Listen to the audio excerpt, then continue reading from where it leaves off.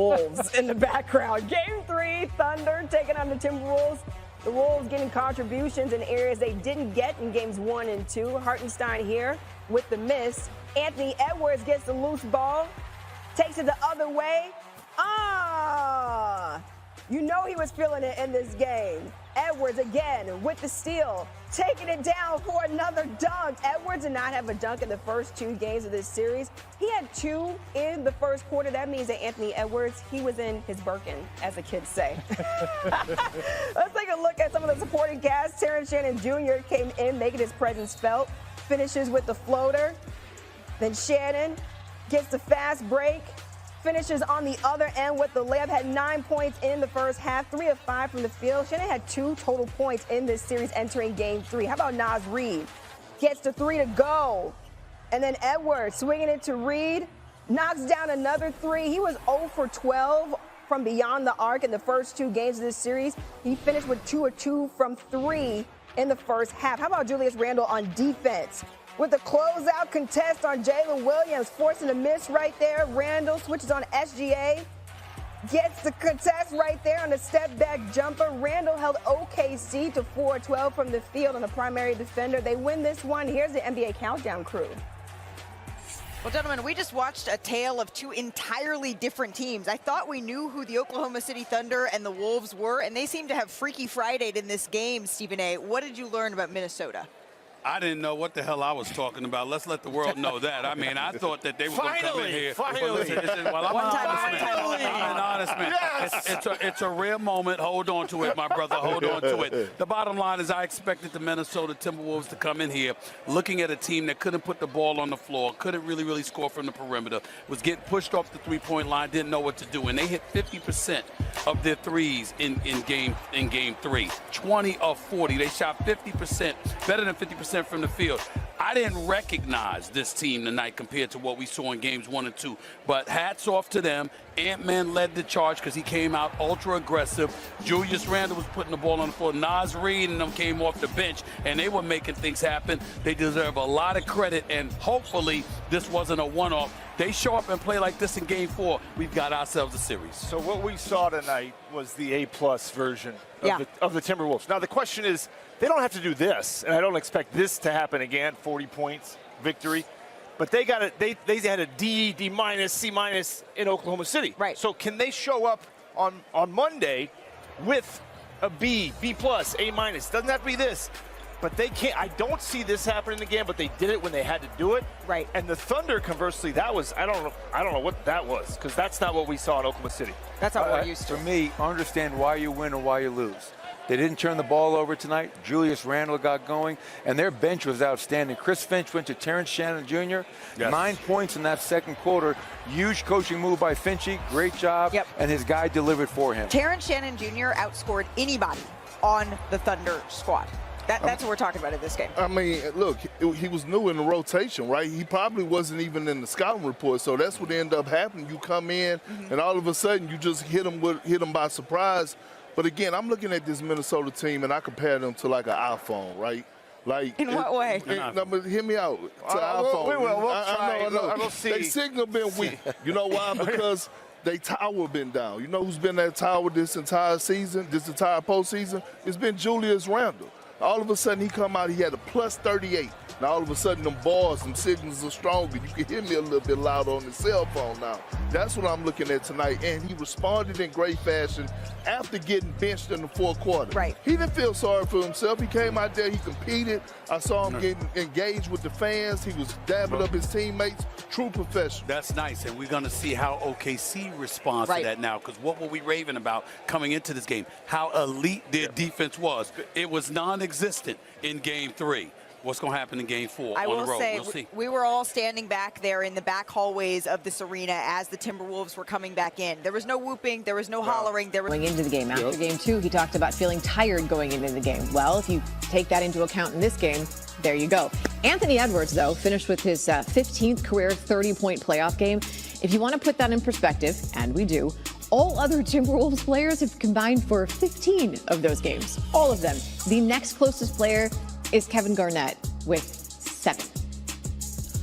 All right, Tim Legler here now on SportsCenter. Look, if there was any question how the Wolves would respond at home after 2 dismal performances in OKC, we got that answer real quick in a hurry, especially Anthony Edwards, 16 points in that first quarter. What changed for them? I just thought there was the appropriate level of energy you have to have against Oklahoma City. I didn't see that in games 1 and 2. That meant there was no swagger there. The swagger was there from the beginning. Their best player came out and got them started, as you mentioned, with Anthony Edwards. I thought that set the tone for their entire team. You know, you tend to relax when you know your best player's in a good place. And his aggressiveness, getting out in the open floor, his first 2 dunks of the series he got in that first quarter, and his step-back 3 was working. That dual threat. Anthony Edwards gave us that. Another thing, though, I think that mattered, Michael, in their zone defense that they played in game 2. I thought it put a passive mentality into their heads. This is a team full of athletes. Right. They've got size, they've got lateral speed. You might not be able to beat Oklahoma City in a series, but I think the best bet is to turn them loose against those guys. Man up, take the challenge, use your activity and your athleticism. They did that tonight. The activity level was off the charts. And I thought it really kind of throttled Oklahoma City. They just did not get any rhythm whatsoever in this game. So let's go to the other side, because you mentioned how when your best guy is playing well, you feel more confident. Yes. The Thunder didn't have that. Their best player, the league MVP, 4 for 13 in this game was Shai Gilgeous-Alexander. Obviously, that has to change in Game 4, but what led to that here in Game 3? Well, there's no doubt that they had him targeted as a priority. We're not going to let you come down and get these high ball screens, these brush screens, and just eat us up right down the center of the floor, getting to your sweet spots, which means either a pull-up jumper or getting to the foul line. 4 free throw attempts in this game. He had 28 in the first 2 games. So they played him without fouling. But more importantly, they just committed extra bodies to his driving paths, forced kickouts. Oklahoma City is not a high-volume three-point shooting team. I think Minnesota made a determination. We're not watching that anymore because the 38 he got in Game 2 was easy. Everything about it was literally looked like a practice performance. I think they saw the film. They took it personally. They were going to load up on Shai on the edges of the lane, force the kickouts, get closeouts with a hand up, and they were going to count on the fact that Oklahoma City was not going to make enough threes to beat them. Now, the game got so out of hand in the second quarter. Didn't matter, we'll never really know, but the tone was set. How they wanted to approach this game was very effective. And as we are saying, they're back in the series. So now the question is for Oklahoma City, how would they respond in Game 4? Again, trying to get it back to OKC. Tim's coming back a little bit more because there's another series we need to talk about here on Saturday night. No, you and I haven't worked together, but no, Michael Malone and I have these standing appointments post-game. So here we are for our conversation. Like, there's only one way to describe this game, and that was just like wolves. They jumped out on the Thunder, like out of the gates, never slowed down, which was a complete reversal from what we've seen in the first 2 games. What stood out to you, though?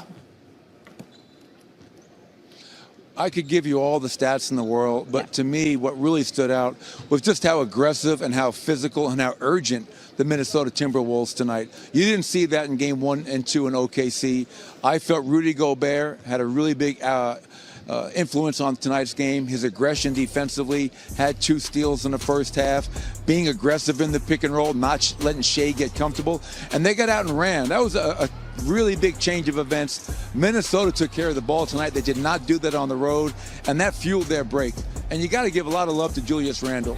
After the first quarter in Game 1, struggled as of late, but I thought Julius Randle was a difference maker tonight, was really aggressive, scored the ball, and once again, he was aggressive attacking the basket, not settling and putting pressure. The most aggressive teams, when you have 2 really equally talented teams, the most aggressive team usually wins, and I thought Minnesota was by far the more aggressive and the more physical team tonight. And you see the clips of Julius Randle getting into a rhythm, shooting into a big basket, and they're going to need even more come Game 4 if they're going to have a chance to tie this up. Okay, so the Thunder, I mean, we talk about how dominant they've been all season.